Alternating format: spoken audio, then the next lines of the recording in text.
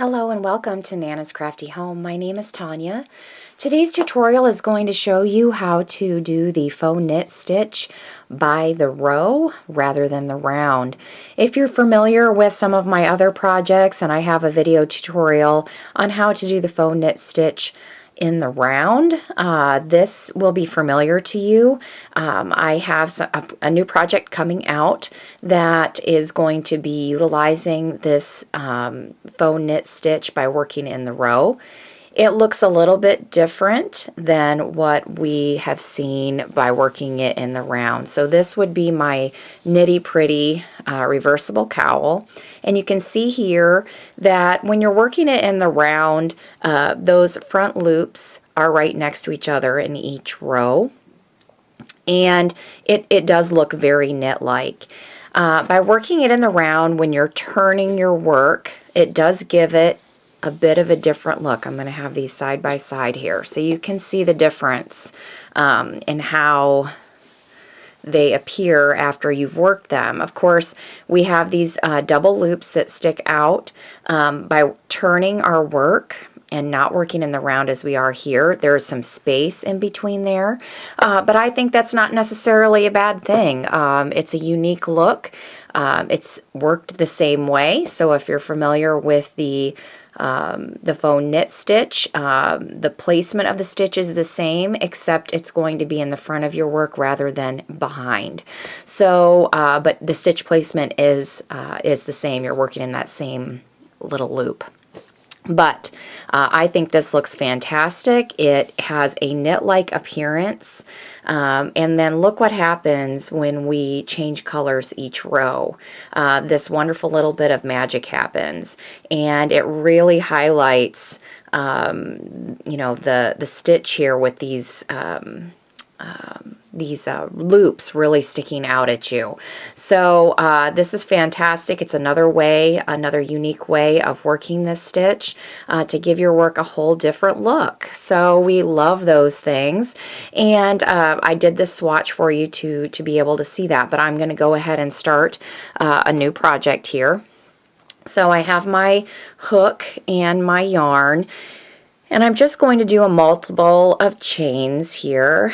It doesn't matter for my swatch here how many I do. You'll follow your pattern for the number specified.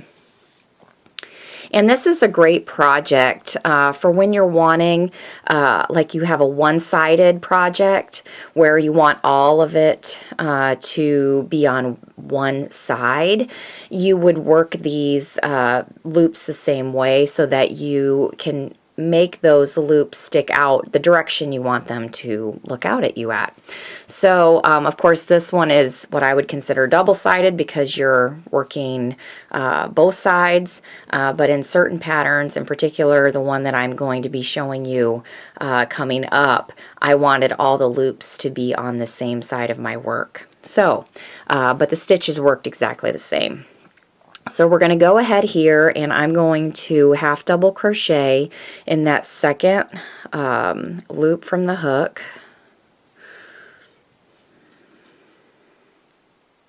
And I'm going to work a half double crochet all the way down the end of my chain.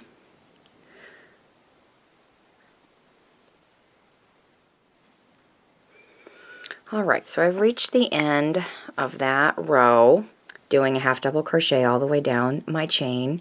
I'm going to turn my work,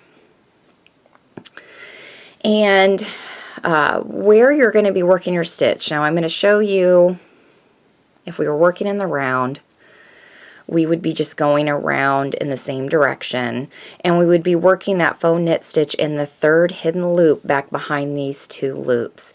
And that third hidden loop is right back here.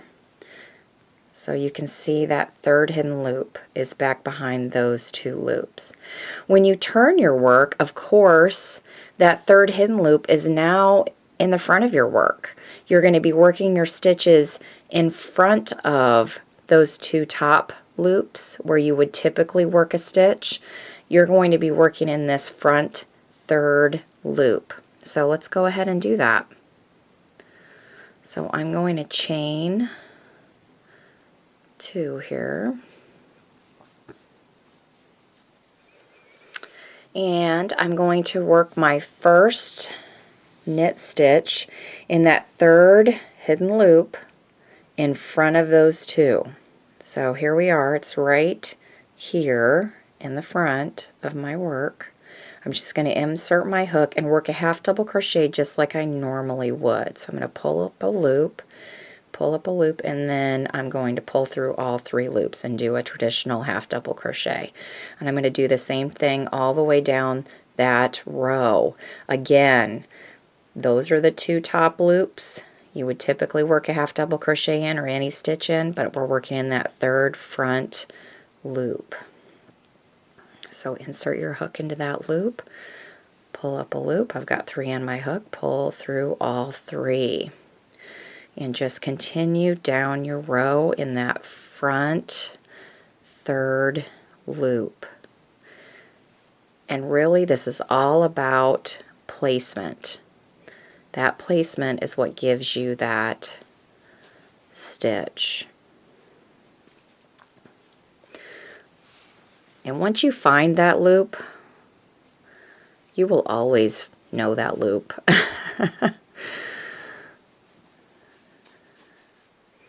It's funny how when you've not worked a stitch or used a loop for your work in the past, but you learn a new technique, a new stitch, and it's in a place where you wouldn't typically have ever done a stitch before, once you've done it, it's there in your brain forever, and you're always thinking of new ways to utilize that technique.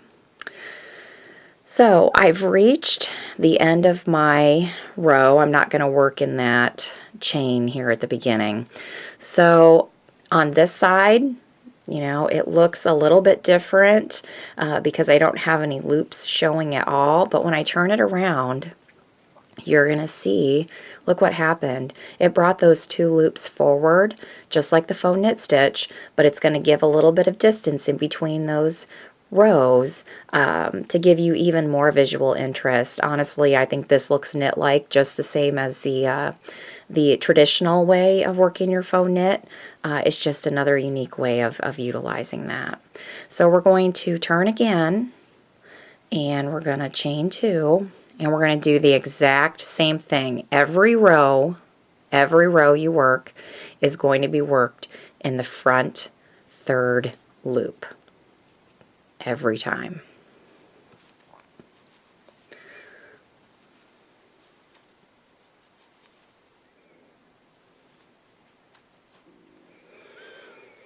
Alright, so I've reached the end of that row. Again, you can see it has that similar look on that side.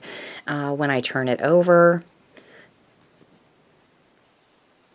you can see here that it's again pulled forward those 2 loops. So now really I have a reversible item. This would be great for hats, really. It makes a really nice textured hat stitch. Another way to do your ribbing. So again, we're just doing the same thing. We're turning and we're working in that front 3rd loop. Very easy. And it will be this way for every row you're working. I hope this tutorial has been helpful for you. You can find me at my website at nanascraftyhome.com. You can also find me on Facebook, Pinterest, Twitter, and Instagram. And of course, if you enjoy my tutorials, please remember to subscribe to my YouTube channel. I hope again to see you soon. Thanks. Bye-bye.